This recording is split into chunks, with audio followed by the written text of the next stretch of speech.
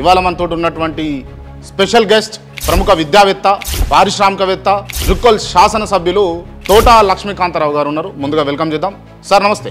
నమస్తే క్రాంతి గారు. లక్ష్మీకాంతారావు ఢిల్లీలో లాబింగ్ చేసుకొని టికెట్ తెచ్చుకున్నాడు అని అంటే మీ పైన 420 కేసు ఉన్నదా?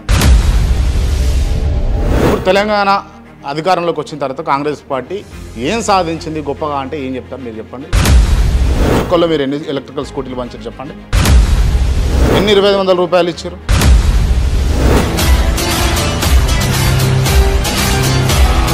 ఒక జర్నలిస్ట్గా ఉండి ఒక టీచర్ కొడుకై ఉండి ఇంత పెద్ద సామ్రాజ్యాన్ని ఎట్లా సృష్టించారు, ఇంత ఆస్తులు ఎట్లా సంపాదించారు అంటే నా సంపాదన నేను ఇంకోటి చాలా స్పష్టంగా చెప్తాను. చాలా నేను గర్వంగా ఫీల్ అయ్యే సంపాదన ఏంటంటే నా 2 కూతుర్లు.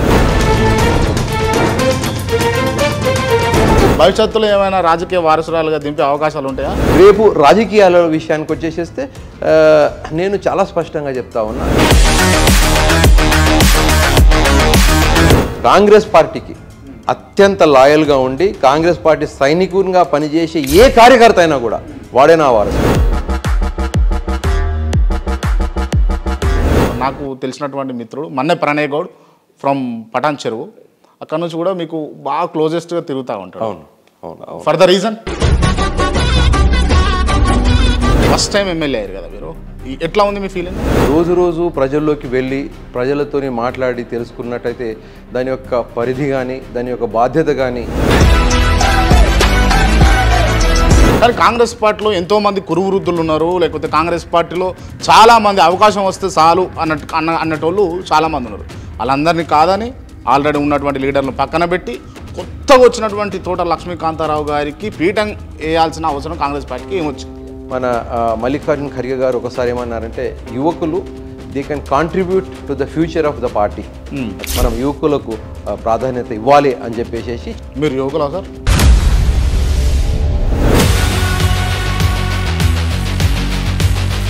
ఇంతవరకు కూడా 10 ఏళ్లలో ఉన్నటువంటి ఉరుకుతున్నటువంటి తెలంగాణను అట్లీస్ట్ ఇప్పుడు నడుస్తలేదు అని అంటే మీరు ఏమంటారు? తెలంగాణ మరి శరవేగంతో పరుగులెత్తుతుంది ఇప్పుడా? 100%. నిజమా సార్? అవును. ఒకసారి హార్ట్ మీద చేసుకొని చెప్పండి. తప్పకుండా హార్ట్ నేను ప్రతి మాట అని చెప్తున్నాను కదా, హార్ట్ మీద చేసుకునే చెప్తా ఉన్నా. ఎందుకు బీఆర్ఎస్ పార్టీ చేసినటువంటి ఆ విధ్వంసాన్ని మేము ఎదుర్కొంటూ ప్రజలకు ఒక పాజిటివ్ యాటిట్యూడ్ చూపిస్తా ఉన్నాం. అంటే విధ్వంసం అంటే రైతు బంధు వేయడం విధ్వంసం, దళిత బంధు ఇవ్వడం విధ్వంసం, బీసీ బంధు ఇవ్వడం విధ్వంసం, రైతులకు రైతు భరోసా ఇవ్వడం విధ్వంసం. దళితుల పేరు చెప్పేసుకొని వీళ్ళు బొక్కసాన్ని నింపుకున్నారు తప్ప విధ్వంసాన్ని క్రియేట్ చేసినారు తప్ప వీళ్ళు దళితులకు చేసింది ఏం లేదు.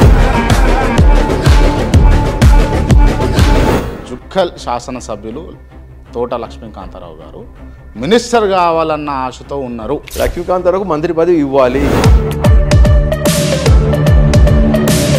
జుక్కల్లో శాండ్ మాఫియా, ఆ మాఫియాలో ఉన్నటువంటి ఇన్వాల్వ్ అయినటువంటి పెద్ద లీడర్లను సైతం పక్కన కొట్టి దాని నుంచి వెళ్ళగొట్టి మీరు కాపాడే ప్రయత్నం చేశారు. ప్రకృతిని మనం కాపాడలేకపోతే ఇక మనం ఎంత సంపాదించుకున్నా ఏం చేసినా అది లాభం లేదు. కాబట్టి అక్రమమైనటువంటి ఇసుక రవాణా అనేది కోటలో గుప్త నిధుల తవ్వకాలు చాలా జరిగినాయి అని చెప్పేసి విన్నా, నిజమేనా ఇది? గుప్త నిధుల తవ్వకాలు అనేది జరిగి ఉంటాయి. బంగారం కాదని మీకు ఇవ్వాల్సిన అవసరం ఏముంది కాంగ్రెస్ పార్టీకి టికెట్ అని అంటే? నూతన నాయకత్వాన్ని మనం ప్రోత్సహిస్తే ఈ నూతన నాయకుడు కాంగ్రెస్ పార్టీకి ఒక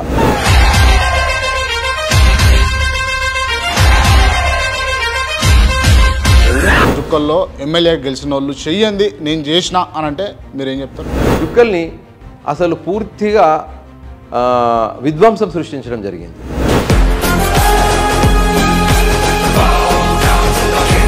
బీసీ ఆర్ ఎస్సీ